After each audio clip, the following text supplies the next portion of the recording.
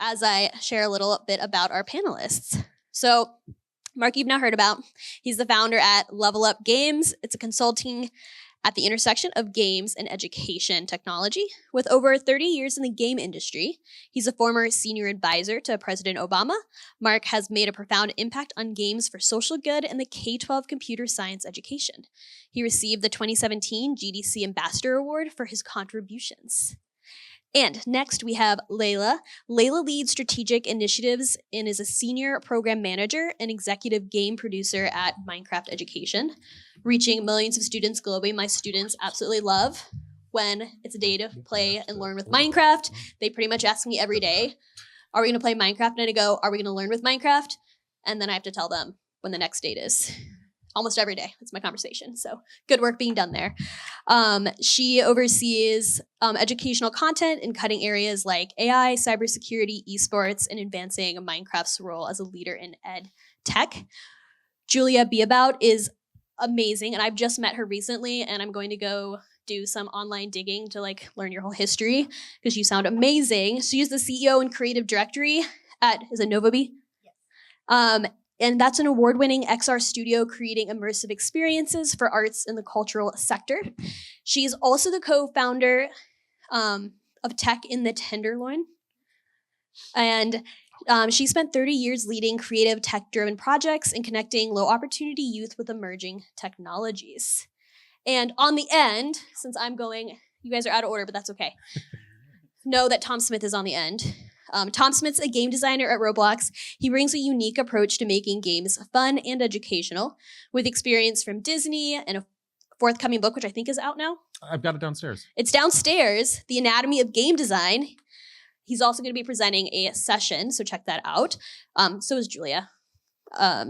See both of them, they're amazing. Excellent. But Tom's work spans iconic titles from Where's My Water, Catan, Scrabble Go, and he also teaches game design at Moore Park College. And next to Tom, we have Mary, and she's a design leader with 15 years of experience in user-centered design, currently leading a team at Unity Technologies to create developer tools and gameplay features. Known for her focus on accessibility and collaboration, Mary champions initiative inclusive solutions that elevate both gaming and developer experiences. So with that, Mark, you are now in charge. Well, thank you for the kind introduction. And it's really great to be here. I always love this event. And I'm super happy that it's a whole day this year. So I hope we'll see you all day long and we can meet and get to know you and what you're doing and just have some casual conversations. In order for us to make sure that we provide good value for you, I'm curious to know who you are. So if you are an educator, could you give me a hand? Nice educator group. Awesome. Good to meet you. If you are a game developer, give me a hand. Excellent. Wow, it's like 50-50. If you're here for emotional support or because you think this is awesome, okay, maybe that covered everybody. Well, thank you for being here. So we have until 11 o'clock, and I'm going to kind of let folks broaden their introductions. We'll hit a couple topics. We'll do some questions at the end, but I think you just listened to Tammy and heard Tammy's story a bit. And I'm curious if there's anything you want to front load us with, because we're going to sit here and talk for 35 minutes and you might get itchy. So maybe you have something you want answered. So if I could get 3 people to give me quick thoughts or questions or ideas, things that you think we should talk about. Go. Who wants to go?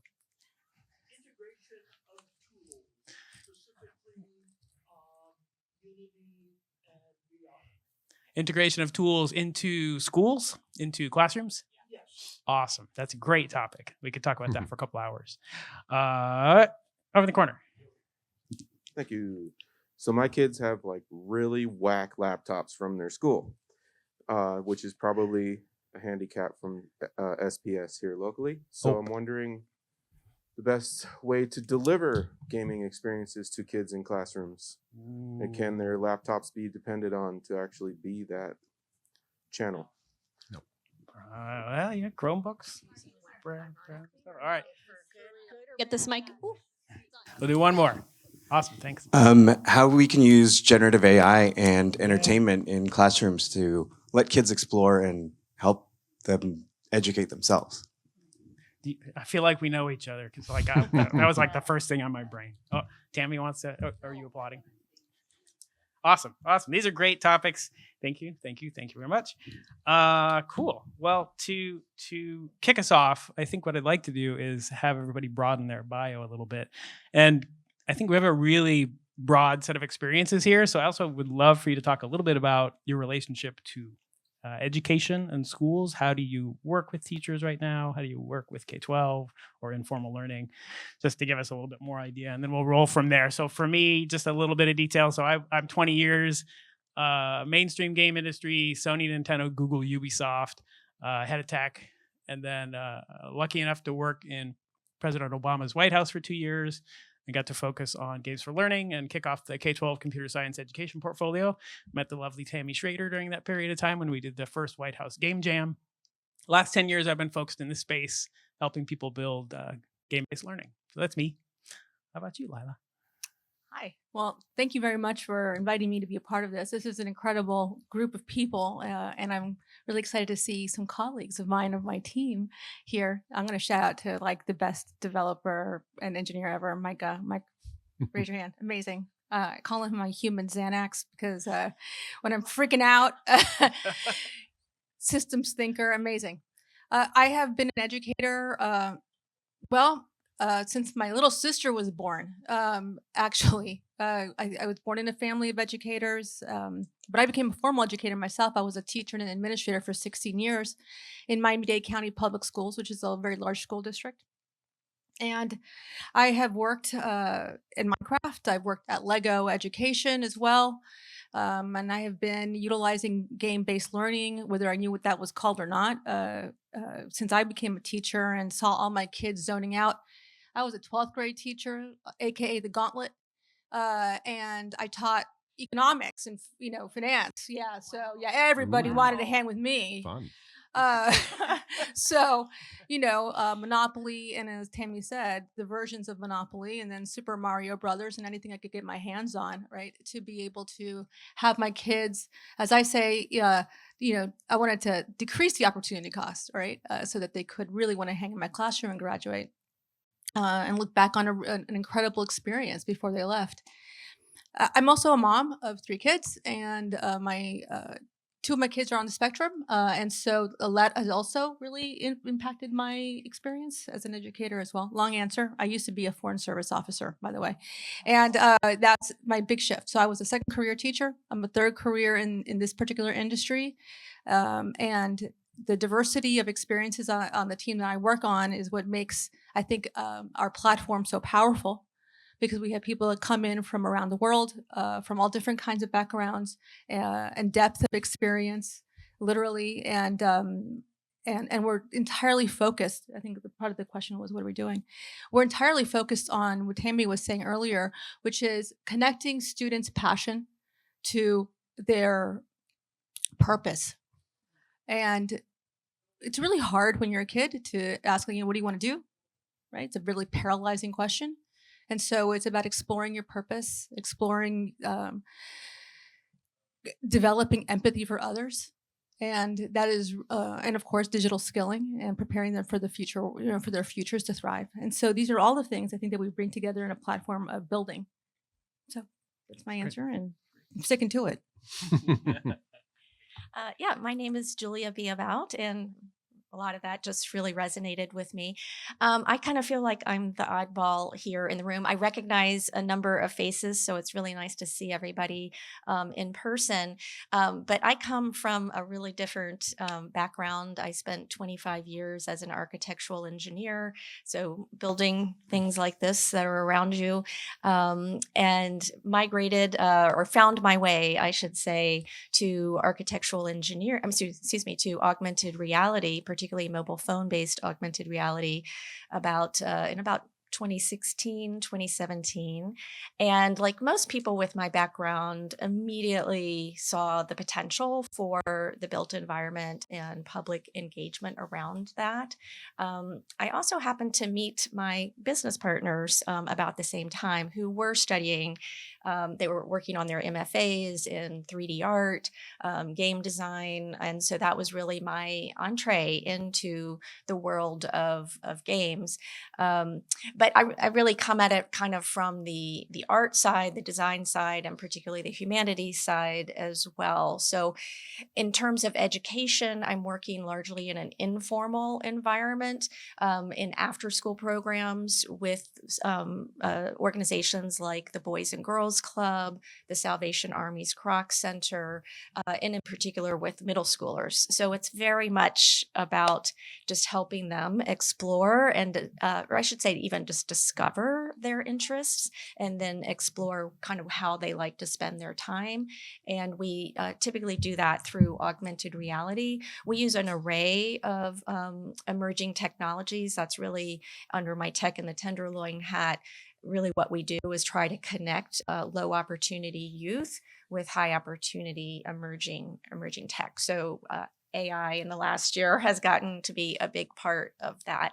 But again, kind of help them move from being consumers of games and players of games to, and I should say experiences, to creators and giving them a taste of that and what's possible, and also bringing in professionals, not just myself, but others working in these fields, and hopefully ones that are diverse, that they can see themselves and their future in these roles. So that's really kind of what we're passionate about and how we spend our time.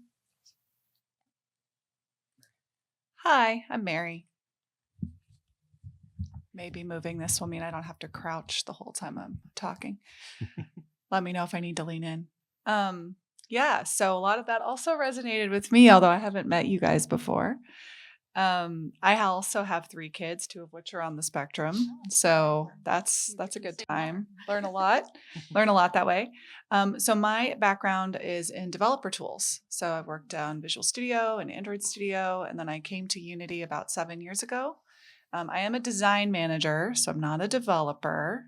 But I do create tooling for developers, and I spend a lot of time talking to developers about making games.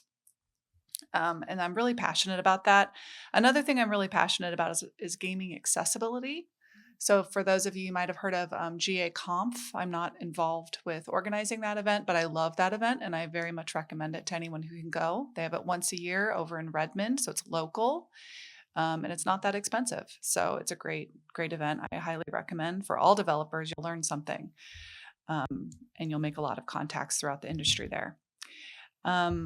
I've been a gamer my whole life. My parents did let me have games. My dad was a huge Tetris nerd and would play like till 3 a.m. in my brother's room. So we grew up doing that. Favorite games of all time, Zelda Breath of the Wild. Anybody out there? I could just stare at grass moving in Zelda and calm down. It's like therapy. It's so good. And I also love Myst. So thanks for that mention. That was probably the first game I ever like fell in deep love with. And currently focusing on those developer tools. Those of you who follow Unity know it's been an interesting time to be there in the last couple of years. But I think what is really cool is this focus on giving everybody the ability to make games, no matter who you are. And there's a big push with Unity 6 too, as was mentioned earlier, to offer a lot of learning materials to educators. And that's really cool to see. And one of my kiddos is even starting to learn it a little bit, and he is 10. So that's pretty awesome. Yeah, that's me. Great. So I also have 3 kids who are on various spectrums, so we can all relate to that. And I work at a tools company, but I'm actually in, I think, 2 groups at Roblox that aren't focused on tools. So I have a kind of unique role there. I come from the games industry. I've been a game designer forever. That's always been part of my identity. And the team I'm on, I got the taste for educational games. I did some educational games at Disney. And I ended up at this little startup that was doing assessment games. So it's this strange mix of a game that is a test. So now Roblox acquired half of us. And what we do now is we build there's jobs at Roblox that you apply for, usually the more junior ones. We send you a link to a game, you play it for half an hour, and my team can say how good you are at a specific cognitive skill. So systems thinking, creative problem solving, something like that. And if you're not very good, you don't get the job. And if you are, you go through a normal interview process after that. So that's like most of my day is doing that. I also support the educational team at Roblox that is working to help people build educational games on the platform. So definitely getting a deeper perspective on the wide variety of different ways that people are using platforms like ours and Unity and I mean all these platforms for amazing innovative things. I just bumped into someone coming in here doing games for the blind, which is amazing, and not on Roblox, not yet until I can talk them into it. But that's kind of where I come from for here. It's from a very industry perspective, but very much looking at, and like I said, I teach on the side. So I have a little bit of that perspective. Y'all are a bunch of very busy people. says you, yes. Yeah. I'm struck as I was thinking about the questions asked and the things that I had hoped to talk to you all about, by the differing ways that you all might be approaching integration into education. Minecraft education is targeted for K-12, but also, informal learning doesn't really necessarily have to be used in school. Julia, your work is mostly informal, but it sounded like you work with classrooms and kids as well. Unity is a native app, which always brings up questions for me for how do you integrate that into the classroom. But boy, do people love Unity at schools. Tom, Roblox is native app, right? Mm-hmm. I always wonder when that's going to be a browser app because I'm like, I really want to see that in schools. But boy, if there's anything popular among kids right now, it's Roblox. Yeah, you can play in the types of hardware that they have in classrooms. You can play, but you can't necessarily create. So there's an Android client that will run on a Chromebook. Yeah, you can run the games, and so educational experiences, yes, but building experiences are harder.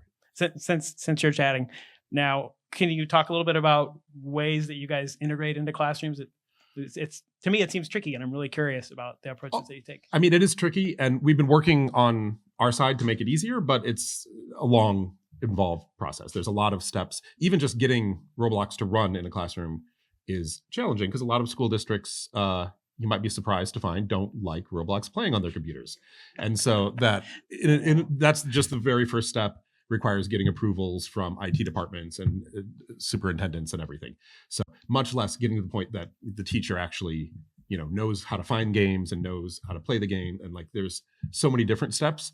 I mean, we've added a few tools just to make it easier to manage a classroom worth of students in the games, but that's just one of so many things. I'm trying to help somebody right now navigate their first experience getting their product that they're working on to the schools, and they've targeted New York City.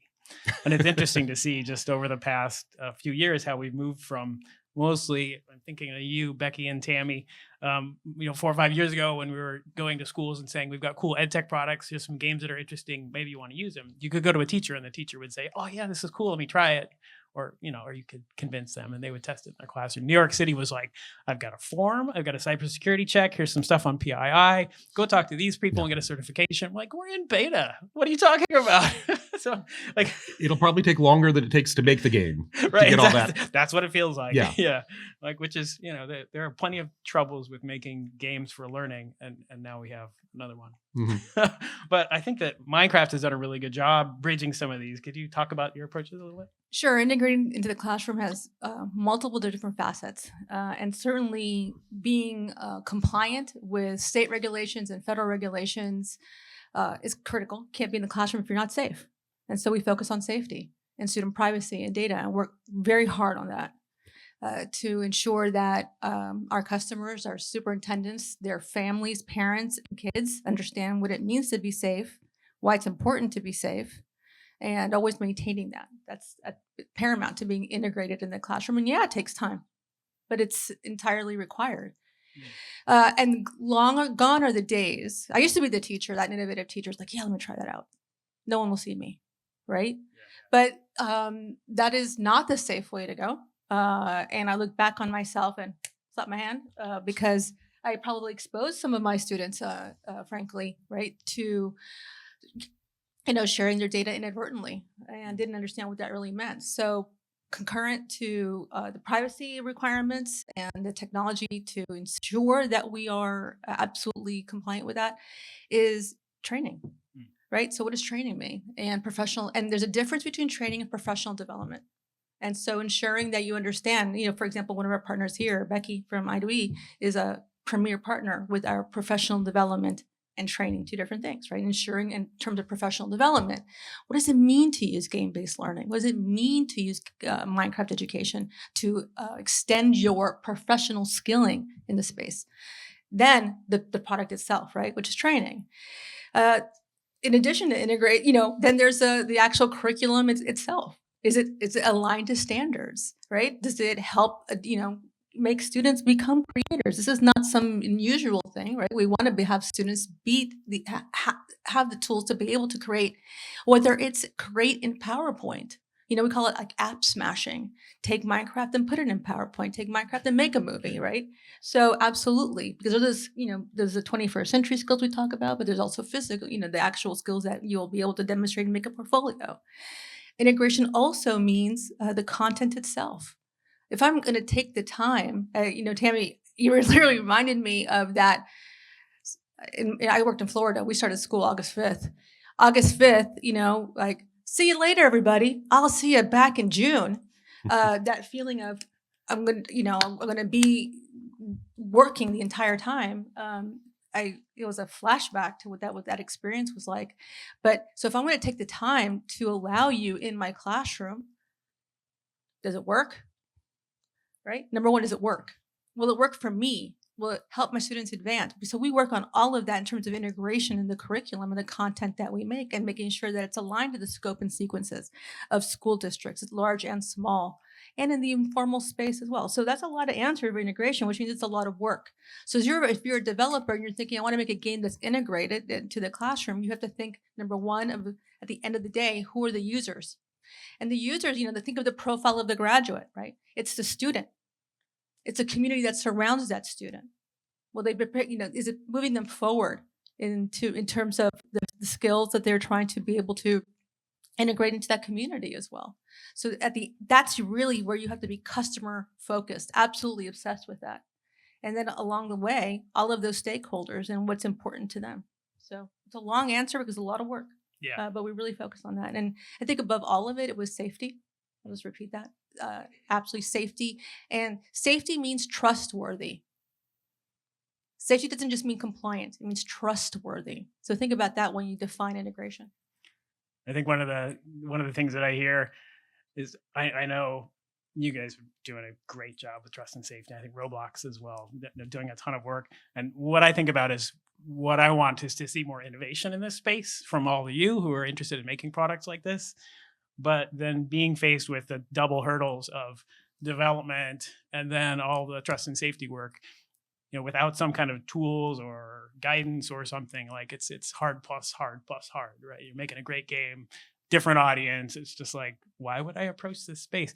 Julia, I'm kind of curious about you because your product's really interesting, and I think of it as more informal, the tech and tenderloin stuff. Yeah. But if you're trying to approach K-12 in some way, you're going to have to deal with all this. Well, yeah. So particularly in kind of the more informal setting, we're pretty much working with Google Chromebooks, not because we have them. That's not our choice, but that's what we generally go. I should clarify. We go to the organization.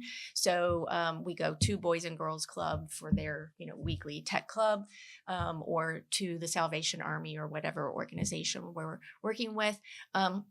We have done some in school. They've generally been private schools, and so we generally have to work with whatever their hardware is.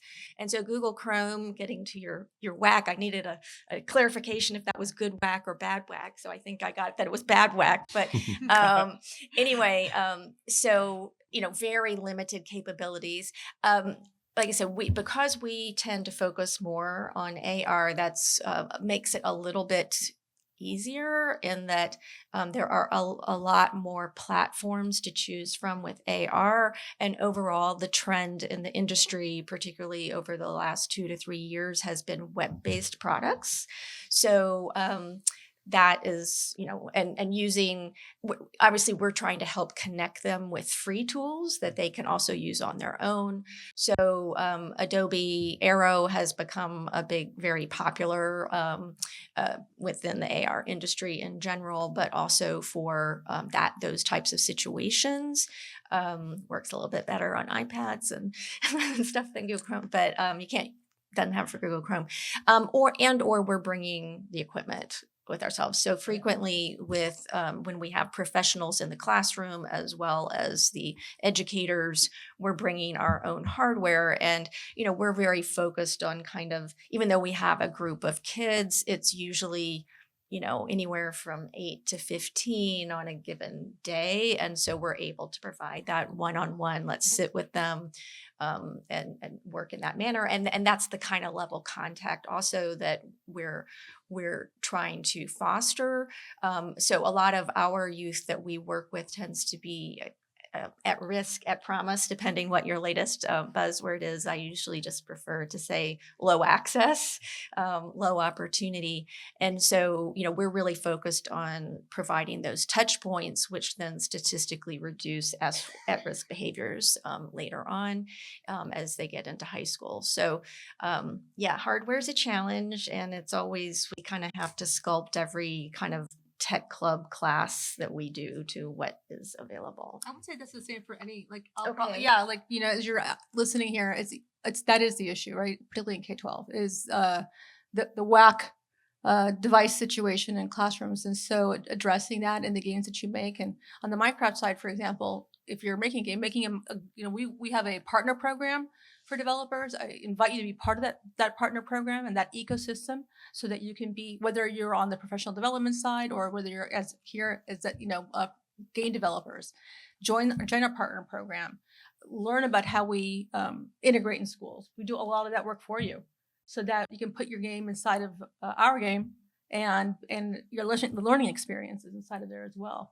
And that is an opportunity for you to learn. It's an opportunity for you to develop and address the situation of the whack. Bad whack. No, bad whack. I'll just call it the limitations, right? Mhm. It's just the limitations, and they really vary. And that's not the only limitation is the device. There are limitations on internet access. Those limitations, frankly, on capacity in the classroom.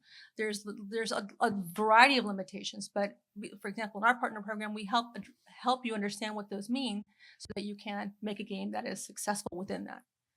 And I was just going to throw in too, for the middle school educators out there, there's also this age limit, because actually the tools for AR amongst the social media companies, so Meta and Snap being the leader in that, are really powerful, although Meta just took it away. But at least the Snap suite is really powerful, but you run up against the 13 social media limit. So how we navigate that is, we might introduce them and have them use Lens Studio, but yet we're not having them put Snapchat on their phone. We're helping them and being there with them, and they're using my phone, and I can see what they're doing and all of that. So. That makes sense. Hey, Mary, we had a really interesting conversation yesterday about accessibility, which I think ties into this as we're all thinking about how to put products in the classroom. Accessibility is a huge thing you have to deal with in your game, and maybe people have traditionally ignored. Well, of course, it's great to have something that everybody can play. However, I think on the flip side, kind of what you two were just talking about, it does add to the incredibly long checklist of things you have to do as a developer to get a game in a classroom. So it is important, of course, when something is done with the government, right, for a public school, that it meets basic accessibility needs and criteria. But one of the things that's really hard is tools, a lot of engines and a lot of different platforms don't necessarily provide that out of the box. So it is an extra step. So we are working, I think all of us across the board, to add more tooling for that, or just have it be there. It's not an extra thing that you have to do. However, there's an expression in the accessibility community, which is nothing about us without us. And I think that taking things into the classroom, no different than anybody else, taking something in the classroom and seeing how it goes and hitting those limitations, because it's not about disability. It's about everybody having just very different abilities. And if you can go into the classroom, really test something out with the diverse group of students, see where you're hitting those limitations, and like what is blocker for one person is just going to be a poor experience for another person that they can work through. It'll make the software better for everybody. And I think it'll probably make it easier also for educators, because you won't be having to unblock students all around the room who can't get past a certain point because it's confusing or they can't read the text, or on one platform, it doesn't work the same way it does on another platform. And so half the class is stuck, that kind of a thing. So it really is something that we can all probably do better. And that's kind of something I think about a lot. It's not really within the role of my day-to-day job. It's just something that I kind of won't stop talking about and keep asking about, keep pushing for. And I think that it makes all games better. It makes all of the tooling and development platforms better and faster and easier to use. So that's, it's kind of weird to have one area where games isn't caught up to like the basic web. Like there are these basics, you're like, really? Like you can't see any UI in the game view? Like why? why don't we just make that visible? So that's kind of something that I'm really focused on. But I think games as an industry is really starting to understand that like a lot of these things that are for, quote unquote accessibility just make everyone's life better. Mm-hmm. And so, yeah, I mean, I know like all of the sort of high level platforms, but even individual developers are really, I'm seeing a lot of embracing, and maybe that's just me looking with rose-colored glasses from my perspective, but I think it is starting to become kind of expected across the industry that accessibility is just good for everyone. Yeah, and having folks on your team that reflect that experience makes the tool better too. So having a diverse team and including those voices, whether it was in testing or in the developing of it, incorporates that ethos. Yes. Know who on your team is colorblind, because that's a really useful thing to put it in front of them. And so many different experiences that the more different experiences you have on the team, the better your game's going to be in the end. Mary, I'm curious about the dev tool side of your work as well. I just keep thinking about it from the perspective of students, because I want to get students to make games that teach other students. Do you think of, as you're building dev tools, do you think about the way that they're going to be used by the students in the classroom? Yes and no. So we're primarily thinking about game studios and what most of those look like. Most of those are sort of mid-market, AA games with a little bigger than an indie, right? They're going to be more than 4 developers, probably all the way up to 50 developers. But what I would really think about having 3 kiddos at different stages and all wanting to learn, I think that motivation piece is there. They're going to figure it out no matter what, because they want to make a game that they can then share with their friends. And Roblox is the best example of this. Like they'll do anything to figure it out. They'll watch YouTube tutorials. They ask me for help, but honestly, I can't help them sometimes because I don't know how they've set up their project. Well, call me. Because, well, it's a kid and they're learning for the first time. So it's just not the way that you would set it up if you ever took a class and like learned how to set it up. Have you ever worked with programmers? Oh yeah. No. My husband's and engineers. My husband's a developer, and I'll do something, and he walks over and just kind of gives me this look like I'm the stupidest person he's ever seen, and then he just rewrites my 18 lines of code in 1 line, and then just walks away. And he's like, "Why have you made it harder for yourself?" So I'm raising 3 sons that are probably going to end up being that way as well. So I think what's interesting about, you guys all know this better than I do, but there's just different stages of when they're learning. And I feel like Unity is probably like a later stage tool. So first, right, they start in Scratch. That's really accessible, easy for everybody to use. Then they move over to a platform like Code Kingdoms. I don't work for that company, but I love them. They like teach all my kids for me, so I don't have to like pull my hair out as they're asking a million questions on Roblox and Minecraft mods and stuff. And then once they kind of get to the limit of that and they've made their, stuff, then they want to start playing around with VR and AR. And then they want to get into Unity and do some of those learning tutorials and things like that. So I would say what is really difficult for kids, and maybe not till the high school level, is actually building a game for multiple platforms. That's something, you can go to WebGL pretty quick, and that's pretty fun. But once you get kind of in that realm of like, I want this to be on a Vision Pro and an Oculus, you're like, okay, calm down. But I'm hoping that'll change and it'll be easier. And hopefully by the time the next 10 years, that'll become something that's well within the grasp of, I would say, like someone in middle school. That would be great to see. I think we're running into about that I'm not 10, missing but we're in something. our panel time warp here. We've got 6 minutes left. I'm going to take the first question as being about generative AI. So does anybody have thoughts about generative AI? Roblox is embracing it in a lot of ways. We're trying to build it into both the creation pipeline and in a number of the experiences. So I'm not directly working on those teams, but I'm kind of following along because I find it really interesting. I mean, the day that I can type in, make me a platformer that's set in, 1670 Spain, and it can do that I'm excited to see that day. I think there's a lot of steps that have to happen. We're now getting to the point where, give me a tree is really what we're working on, but I can see where it's going, and I think it's going to be exciting for a lot of the stuff we're talking about. For like kids, I think that first step, like you're saying, like that first step towards, I have this game in my head and I want to play it, is a really big step. And, Roblox does as much as it can to help, and the Scratch does as much. Everybody is doing that, but I think AI is going to reduce that the same way that tools like Unity reduced it 20 years ago for all of us making games in the industry. So that's something I'm really excited to see. I'll just say, so for what we do, I wish there was more AI that actually was good. But we're definitely using it, more introducing it. I think, one of the things with AR and all of these games, but AR and VR in particular, is it's so multidisciplinary, which is what I love about it. So it really takes a team of people to do it, but not everybody has a team. And so I think that's what I'm excited about, especially for the kids and even our group is, okay, I might be great at 3D art or illustration or whatever, but I'm not good at coding or vice versa. And so being able to kind of use AI to round out and fill maybe some gaps in skill sets, and learning how to do that, I think that's what I'm excited about. Yeah. Integration into schools with AI is, I think, at the center of that question, right?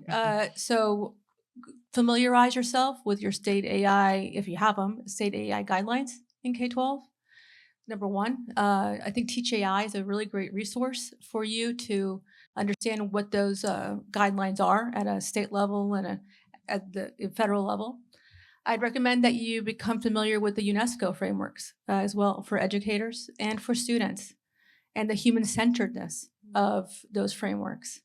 Really become familiar with them as those evolve.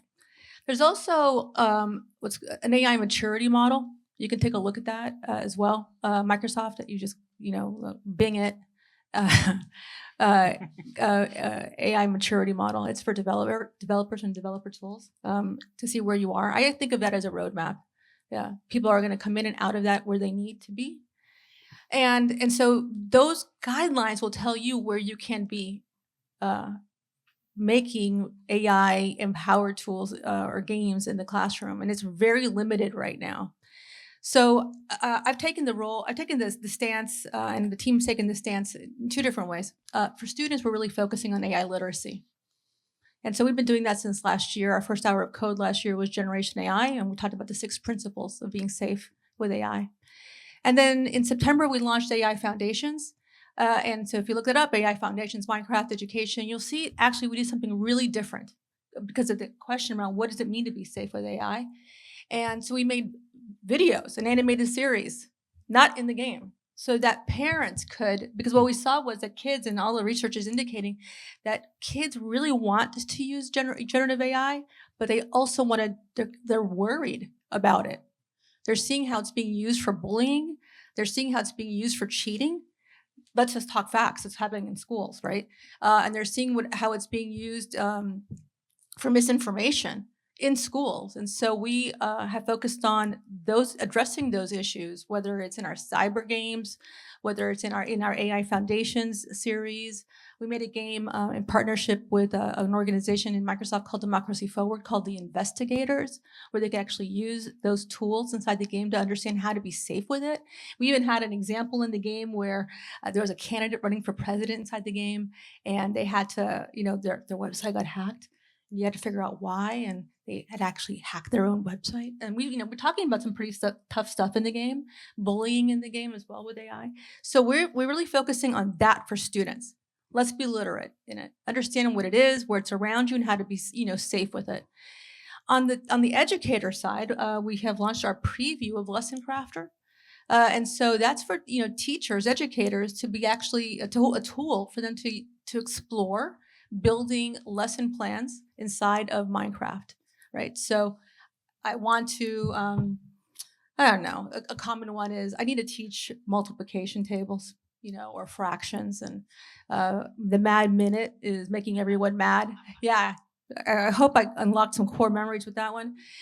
I did too, actually, but not everybody loves it. I loved Mad Minute. My kids it was like cry day. Like, we're in Mad Minute and we're number 12 and I'm not gonna make it. I'm still a number 9. So it was my I had one daughter who never made it past 9. I was like, screw it, who cares? But you'll figure it out anyways. I think my dad, I never forget this, has nothing to do with it. My dad said, Olivia, you don't need to worry about 10, 11, and 12. As long as you know how to count your money, you're good. Which I was like, but times 12. And in any case, so in AI, we're really focused in those two areas. And but I think it's moving really, really fast, right? So those resources that I shared at the beginning, familiarize yourself with them, stay on top of them. Those organizations like Teach AI and UNESCO are going to be at the forefront on those issues, and they're going to be guiding school districts, right? There's going to be guidelines for school districts about what they're going to allow inside of their game. Inside of their schools with their students, right? And everybody's figuring it out. And they're being very, very careful. And as an aside, actually, what's really interesting is that with all of the interest around generative AI, it's actually really popular. What's actually clamoring our school districts and ministries of education around the world are asking us for? Cyber. They're saying, yeah, we understand generative AI is coming, but can you help the kids safe with cyber? Every single school district is asking us for that. So take that for what it means. I think we're gonna run over the top of our closing time, so I'm gonna. All right. Yeah, I think that if it's fast, teaching prompt engineering. Yeah, we actually are. So we did it in a game called Good Game. We didn't call it prompt engineering, but we addressed it, and then we're having a game coming out in February that actually will do that specifically. But it's really, again, about and we certainly are doing that with professional development. For example, with teachers, we have promptathons. I know, again, Becky Keene here from I2E is really leading the way in professional development with teachers and prompting as a skill. I want to just quickly, to wrap, ask you if there are specific tools. Let's say 2 tools you can think of off the top of your head that people in the room should check out. And I'll start with Tom. I don't usually think in terms of tools. Roblox, of course, Yeah. but my tools are usually Google Sheets. So big fan of Google Sheets. Mary? Unity. Oh, come on. Also love all game engines. I am been pretty impressed with Godot for education as well. So I would check that out. And I absolutely love using AI to remind myself how to write formulas for Google Sheets. So those of us who are maybe a little formula, what did we call it? The gaps that we're filling. Major life hack to just write your formulas there. So I love that as a tool in my day-to-day. I've worked with Google Sheets way too much for a designer. It's a little soul crushing, but it does the job, and I love Google Sheets. For AR, my 2 go-to tools these days are Adobe Aero. So that is a no-code platform out there. So because it's no-code, it certainly has some limitations to it, but it's a great place to start and just. Sorry. Oh, yes. As well today. Yes. So Yes, that in. thank you. Yeah.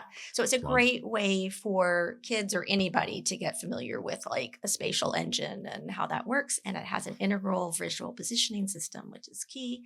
And then my other favorite go-to tool is actually Snap's Lens Studio. It's very powerful, amazing tutorials out there. And they do now have a web publishing capability. So you can kind of navigate around that Snap 13-year-old limit. Minecraft. I'm shocked, right? I just said that. Copilot, I use it every day to read my emails for me because I hate reading my emails. And so those two, and that's not because I'm trying to be like, as my kids say, a shill at all. I mean, these are the two tools recommended every single day. But I'm a producer, so I'm not working necessarily specifically with tools. I really focus on communication. So a variety of communication tools to make my communication simpler. And that's how Copilot helps me because I am a relational thinker and I work with a lot of folks that are not. And so they would like to have it really direct. And so I utilize Copilot to help me communicate better. And communication is central to all my work. And I think as educators, at the end of the day, that's what those are really good tools. So to wrap, I'd quickly like to point you to Conmigo, which is the AI system that Khan Academy people have built, which is super interesting. And also, if you aren't aware of the Ed Games Expo and the U.S. Department of Education Small Business Grant Program, you should run, don't walk to the website to check that out. The U.S. Department of Ed for 10 years now has given small business grants for game-based learning, and they hold an event every year where they show off everything they've built, and it's amazing. So check that out. Please help me thank our panelists.